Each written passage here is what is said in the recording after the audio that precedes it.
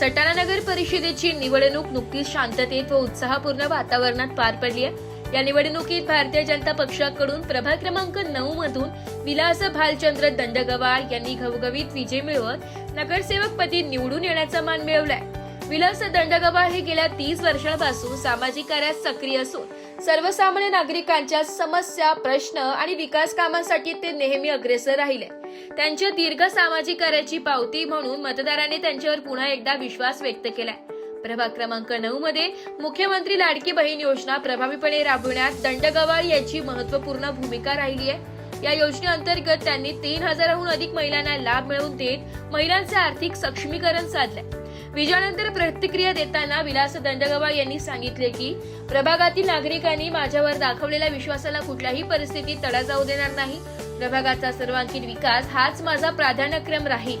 यावेळी त्यांनी आमदार दिलीप बोरसे तसेच लोकनियुक्त माजी नगराध्यक्ष सुनील मोरे यांचे विशेष आभार मानत त्यांच्या मार्गदर्शनामुळे व विश्वासामुळे ही संधी मिळाल्याचं सांगितलंय। प्रभाग क्रमांक 9 मधून आपण निवडून आला आहात। जनतेने दाखवलेल्या विश्वासाबद्दल काय भावना आहे, काय सांगाल?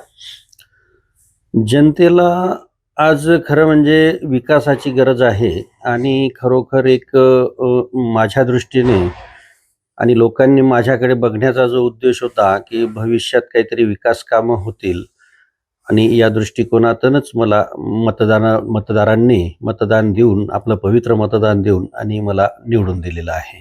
समाजकार्यात येण्याची प्रेरणा कुठून मिळाली भाऊ, काय सांगाल?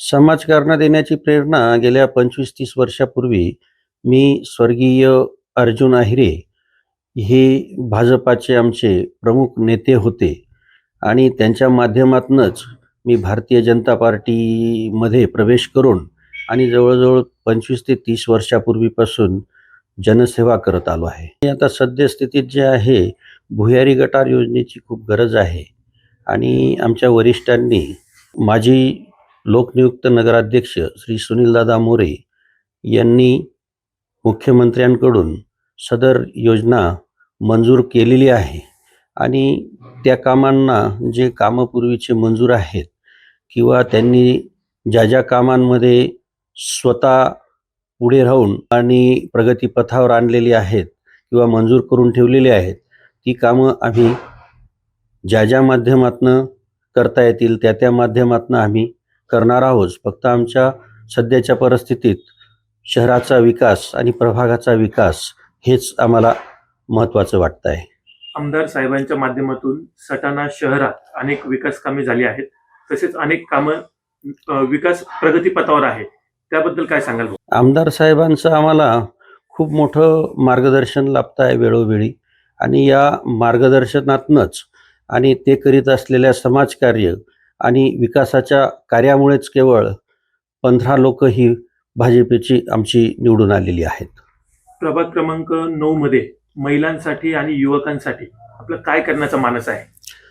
युवकांसाठी आम्ही रोजगार उपलब्ध करून देण्यासाठी खूपच पुढे प्रयत्न करणार आहोत आणि आजपर्यंत केलेले पण आहेत आणि महिलांसाठी ज्या ज्या शासकीय योजना आमच्या आहेत त्या आम्ही प्रामाणिकपणे राबवलेल्या आहेत। उदाहरणार्थ मुख्यमंत्री लाडकी बहीण योजना सुद्धा आम्ही प्रभावीपणे आमच्या प्रभागात राबवली आहे। जवळजवळ त्या प्रभागातून आणि इतर असं जवळजवळ 3000 महिलांच्याही पुढे आम्ही त्यांना लाभ मिळवून दिलेला आहे। जाता जाता प्रभाग क्रमांक 9 मधील नागरिकांना काय आवाहन कराल? प्रभाग क्रमांक 9 मधील नागरिकांना मी असे आवाहन करेल की माझ्यावर जो तुम्ही विश्वास टाकला आहे त्या विश्वासाला कधीही तडा जाऊ देणार नाही आणि विकासासाठी जिथे जिथे जशी जशी तडजोड करता येईल त्या पद्धतीने आणि आमदार साहेब आणि आमचे लोकनियुक्त माजी नगराध्यक्ष श्री सुनीलदादा मोरे यांच्या माध्यमातून भरपूर विकास कामं आम्ही करणार आहोत आणि त्या विश्वासाला तडा जाणार नाही ही मी मनापासून ग्वाही देतो। ब्युरो रिपोर्ट, नाशिक लोकशाही न्यूज, नाशिक।